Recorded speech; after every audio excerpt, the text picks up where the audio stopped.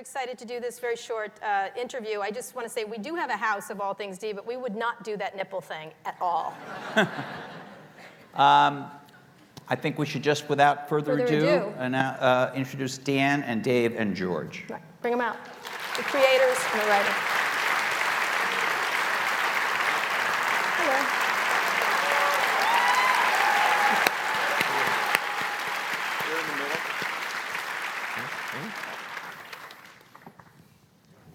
So, to Dave and Dan, I was just wondering if you've considered adding any elements of violence, nudity, sex to kind of beef up the show. Have you thought about that? It does cross our minds sometimes. No, it was an element of the books.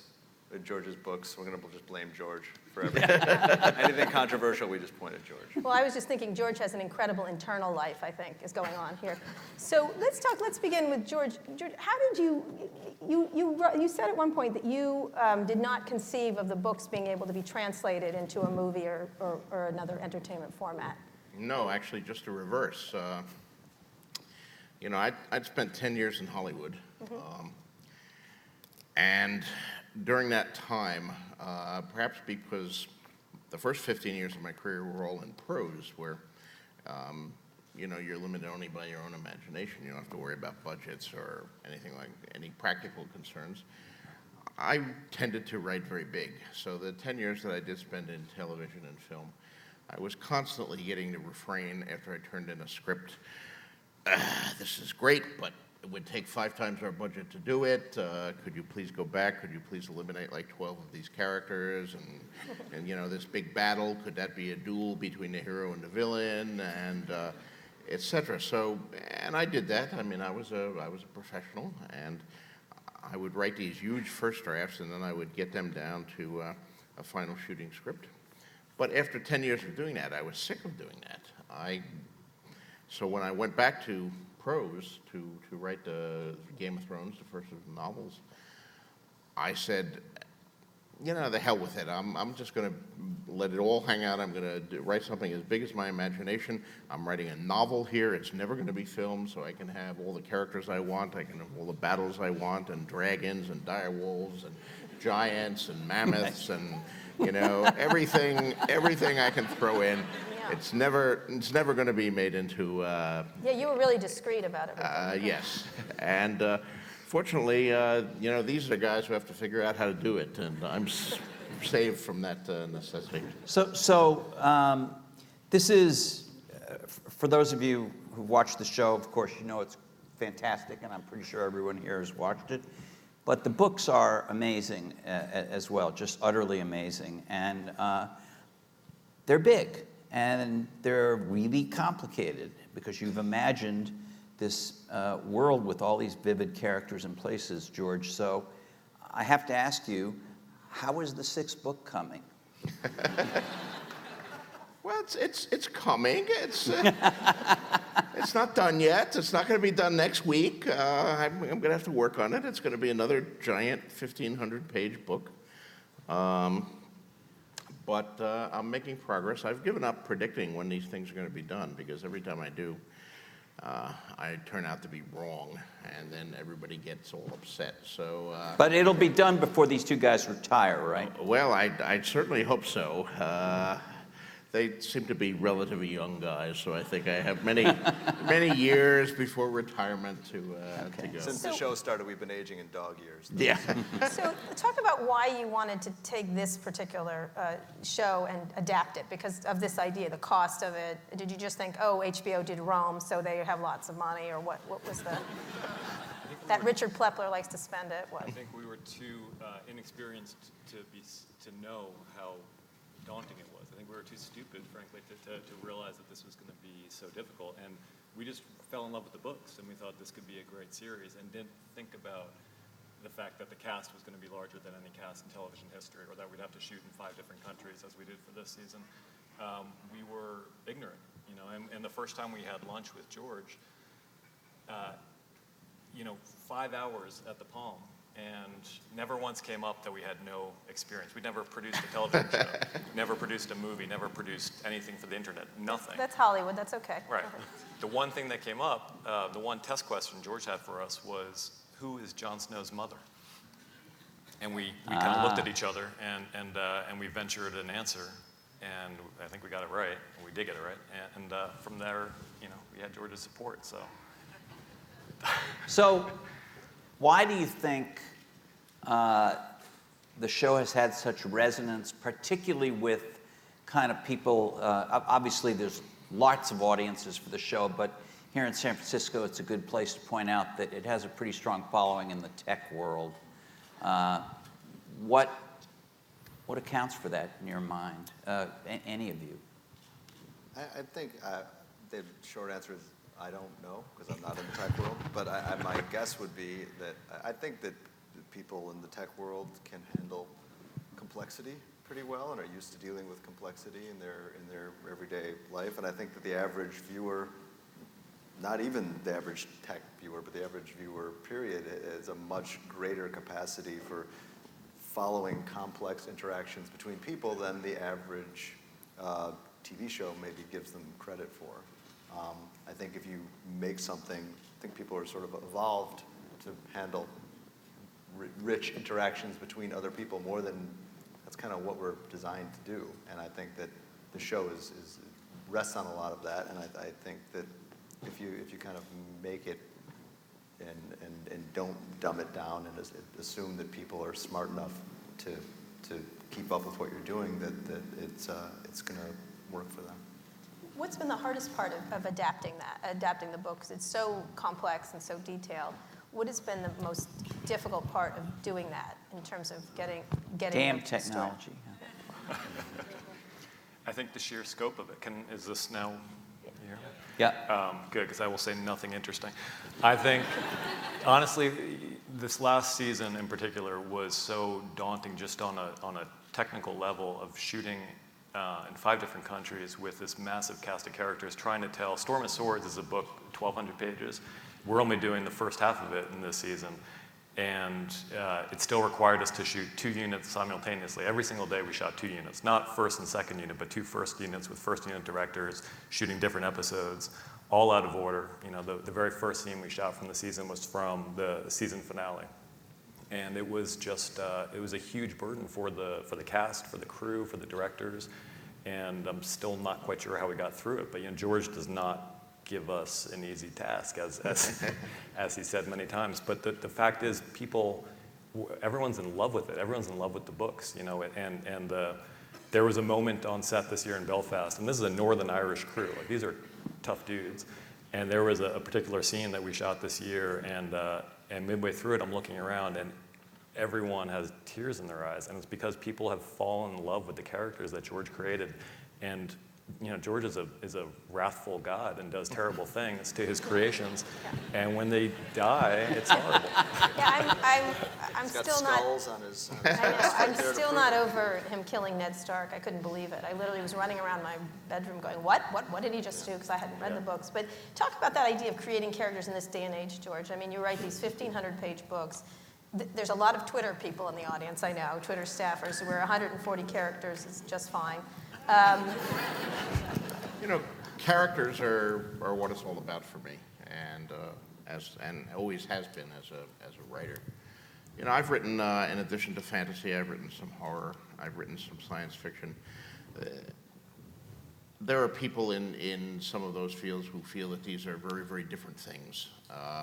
That science fiction and fantasy are like polar opposites. I've never believed that. I believe that they're only different in their furniture, and they're only different from other types of literature, mainstream literature, literary fiction, in the furnishings. It's all about the people. It's all about the characters. William Faulkner in his Nobel Prize acceptance speech said, the only thing worth writing about is the human heart in conflict with itself. And ever since I first heard that quote, it's sort of been my mantra. I don't think it matters if you're in a castle, or if you're in a spaceship, or if you're writing, a perfectly mainstream novel about someone in contemporary life, having difficulty with whatever. if you have the characters, you bring the characters to life, you get that human heart in conflict with itself, you'll have something worth reading, at least something I would like to read. And yet there are moments in the books and in the show where you could imagine you're watching a historical novel about sort of the Middle Ages or some or even earlier time than that. There are cues in there that do resonate with real history. When you sit down to write it, do you think it's obviously not real history, but I mean, does any of that inspire any of your thinking about these interactions? Well, sure, I love customs and I love history. I read a lot of history, popular history. I read a lot of historical fiction, and I steal from it freely. Someone once said, if you steal from one person, it's plagiarism, but if you steal from many sources, it's research. So I research a lot, but in fantasy, you make things bigger and more colorful. So, my wall is 700 feet. based on Hadrian's Wall, which I visited for the first time in 1981, and was very inspired by standing on Hadrian's Wall near sunset one day in October in Britain. And some of the other events, I mean, people have pointed out that the Starks and the Lannisters, the Yorks and the Lancasters, there's a Wars of the Roses vibe going on. And yes, that's certainly true, but I don't want to just take a one-for-one correspondence where you can say, oh, this character is this character from real history and that Right. character is the other. I take a bit of this, a bit of that, and I mix them together. One of the things when we were talking amongst ourselves about the show and about one of the things you can do with fantasy, and George mentions Hadrian's Wall is what reminds me of it. The experience of Hadrian's Wall, or the experience of the largest fortification in the Middle Ages to a person in the Middle Ages, was very different from the experience of that same thing to us today when we walk down Fifth Avenue and we see the buildings that stretch hundreds and hundreds of feet over our heads. One of the things that the wall, something like the wall, can do is, in a way, provide something that is closer to the actual experience, the sense of awe that somebody in the Middle Ages who was not used to ever so seeing. it's just everything is just scaled up. Yeah, So in a that way, that it's almost there's a deeper truth to the experience of the way you witness it in a fantasy than there would be in any kind of an actual historically accurate historical drama. So when you're producers, you guys are young producers and you're very well-established authors, how do you look at sort of the state of entertainment right now? This is a digital crowd, obviously involved in all kinds of changes that are going on in entertainment. First of all, how important is social media to this particular? You're all over Twitter and everywhere. There's all kinds of discussions going on. Do you consider it important at all or not at all, or just, look, it's a great story and that's why it's enduring?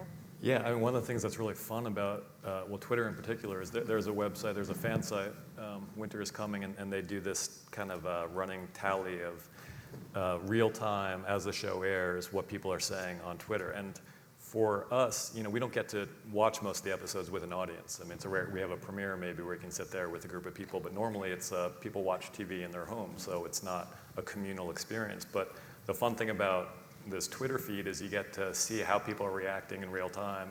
When there's a shocking moment, you get to see, if it's Ned's death, for instance, I mean, just the way Twitter lights up. So it's fascinating. It's just fascinating to see, there's that map of, the world map of Twitter that shows, what things are trending in what countries, and to see it start to spike in Turkey, for example, and just to know that we've been working on a show that's popular in Turkey it's fantastic, And do you think that something like this could have achieved the cultural impact it's had before there was social media to kind of give people that communal feeling? Dan? Yes. Hashtag. No, I mean, it is a good question. It's our experience with this show has been, we come in an age when that was already a fact on the ground, so it's been so integral to our experience of the show and to the experience of the people. And the people at HBO have been so on top of it with HBO Go and with creating the interactive viewing experiences and creating platforms for people to discuss their shows that it's hard for us to imagine how it would have been any other way. I think David's point is when sometimes you'll watch the episode and you'll have the Twitter feed going at the same time, and it's like being in a theater in a way. It kind of brings the communal nature of the experience back after it had, disappeared for so long, at least with the television show. George, do you pay I attention? do think we're in the middle of a huge period of change with the entire entertainment industry and how and television and film and even books and how these products are delivered. Things are changing every day. What was true last year is not true this year, and something else may entirely be the face tomorrow. I mean, with this show, I think we would have one of the shows that launched HBO Go. Whole new method of delivery, Right. and we're seeing other people. Netflix just rolled out a show that House all of Cards. 13 episodes House of available at Cards. once. Never broadcast on any air, just available on disc. We do have to contend with the fact that our show is the most pirated show in the world. I think a lot of it coming from Australia, where Those Aussie, I mean, geez. they delay it 6 months there, so people won't wait, so they download it. I think we're moving toward a thing where there will be no more delays. And it used to be, you make a show in America, and then the American producer or studio or network or whoever is responsible for it sells it into foreign markets, and each foreign broadcaster, puts it on 6 months later, 6 years later, whenever they feel like putting it on. That's gone now. It's becoming a global kind of thing, and I think our show is now airing pretty much all around the world, except maybe for Australia. The same day it airs in the United States, or like a day later. Do you think, since you're talking about the sort of staggered system internationally collapsing, do you think that'll happen with the? I know you're not one of the HBO execs backstage, but will that ever happen with this windowing system we have? I feel here? their red dots on my forehead. They don't want to answer that one. But I'm just curious, George, do you consider yourself digital? Do you feel like just the artist creating this great narrative still endures in that way? I would still prefer to tie parchments to the legs of ravens. I thought that was a very good method.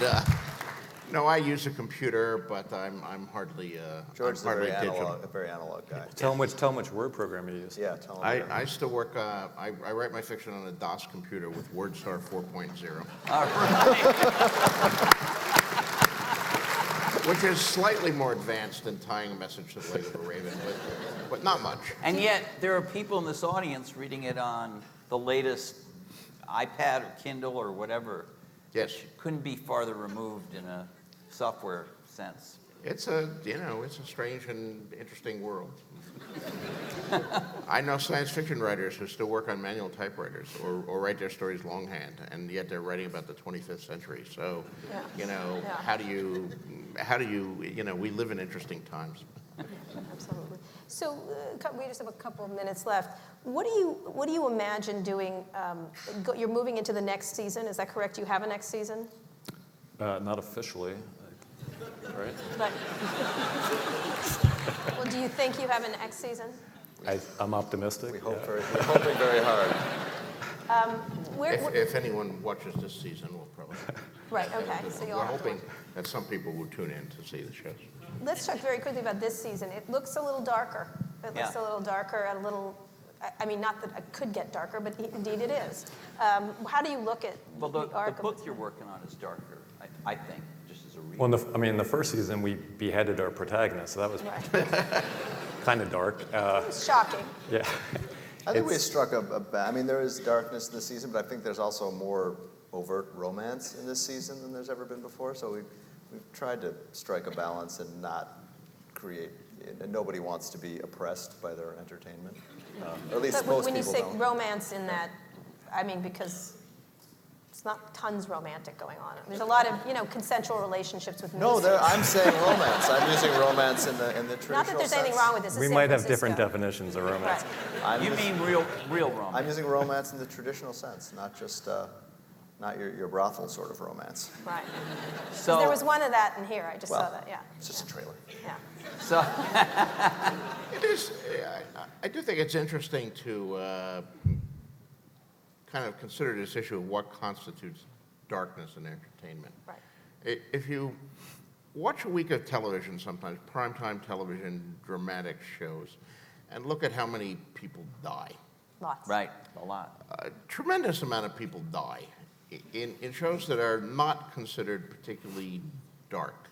You know, on the networks, and I was part of this myself when I was working on a show like Beauty and the Beast. Death is like an act break. And I think there's something fundamentally wrong with that. Death should not be an act break necessarily. When we experience death in real life, it breaks our heart. When you know, we lose a parent or a friend or something like that, or we go to war and our buddies are killed, you know. And yet, so much in entertainment, it's treated so casually. You know, we go to movies, we see car chases and cars blow up. We never see the mangled bodies or deal with the widows and all that. If I'm writing about a death in a book or we're putting death on here, I want people to experience the horror of it. Of, you know, like that scene we just saw, where Rob and Catelyn come into that thing, Yes. and they see all these dead bodies who were men, and she recognizes one man, my father's bannerman. You know, Yeah. he was a person. He meant something to her. It's not just, ooh, I'm the clever detective. Let's solve the death of the week. Oh, this stockbroker has been killed, and nobody seems to give a damn about who he was or whatever. Well, he was a stockbroker. Well, yeah, okay. I'll grant you that. Now that's fascinating.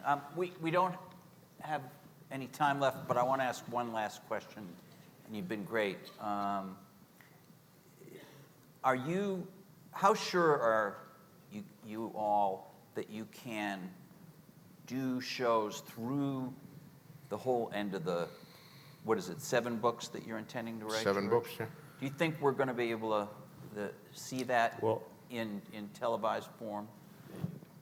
God, I hope so. I mean, that's been the intent from the very, very beginning. When we first went into HBO to pitch the show, we said, we think we have an opportunity here to tell a to retell a saga that George is telling on page with a true beginning, a middle, and an end. And because even the best episodic television tends to be the showrunners making it up as they go along. I mean, even the best ones, because you just don't know when you pitch your pilot. You don't know if it's going to get picked up, and you don't know if it does, how many years it will run. So the idea that you have in mind an 8-season arc, for example, would be kind of insane. And here with George's books, we just, and we've been lucky enough to, go to Santa Fe and sit down with George and learn how it all ends. And I just think if we have the opportunity to get that far and take these characters from the place where you first saw them, and in some cases watch them grow up, like with Sophie Turner and Maisie Williams, you saw them as little kids in Winterfell to see where they might be going, or maybe they won't make it, but it's just, I think it would be something that we'd be proud of for our whole lives. You don't get that many chances to do something that special, so we're hoping we can make it. I think one of the things we have going for us in our hope that we do get to do that is the fact that we're with HBO. HBO is, and not only, there are huge advantages for, the show is what it is because it's on HBO. We don't have to worry about the adult content being censored as if we were on one of the broadcast networks. We have a much larger budget than we'd had if we were on CBS or NBC or one of those networks. But also, HBO does not seem to worship ratings to the extent that some of those shows I worked on, we're not sitting there glued to the overnights and worried that we might be canceled after 3 episodes because we just went down and now we're coming in second in our time slot instead of third in our time slot, which is something HBO commits to an entire season, not 3 episodes. And they've had some great shows that have they've backed for many years, despite the fact that they were not ratings powerhouses. The Wire, I think, one of the greatest shows in the history of television. The Wire would have lasted 4 episodes on NBC, and then it would have been pulled. So there's a real commitment for quality on HBO, and we're very lucky to be there. Well, we hope you can make it all the way to the end and tell a great story. And thank you for doing this. Thank you, Walt. Thank you, Ted. Thank you, guys.